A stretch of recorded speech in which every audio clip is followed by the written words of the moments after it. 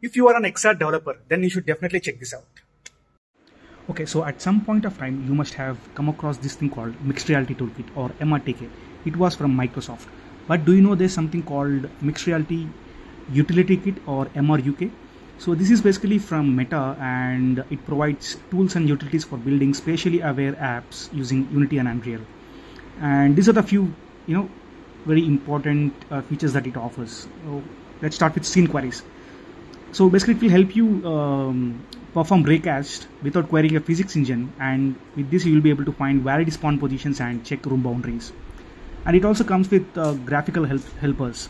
Imagine a scenario where you want to reskin your living room with something like Minecraft, and this can help you with that, creating and rendering walls with seamless textures and all that.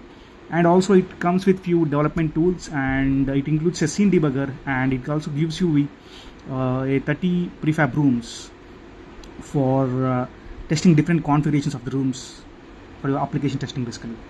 And not only that, it will also give you some sample scenes which demonstrates various mixed reality scenarios.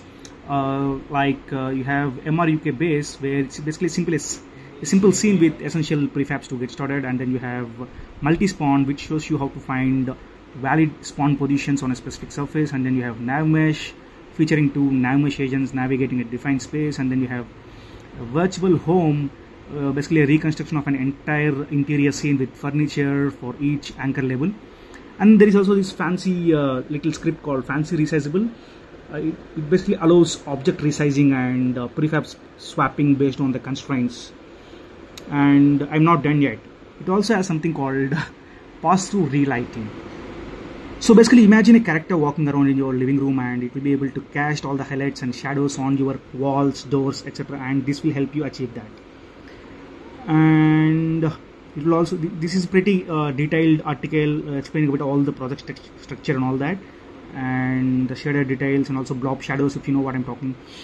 Blob shadows is basically an alternate shadowing technique using simple color blocks for performance efficiencies. I would say these are really important tools which will make developers' life easy. And finally, don't forget to follow my page for more information like this. Bye bye.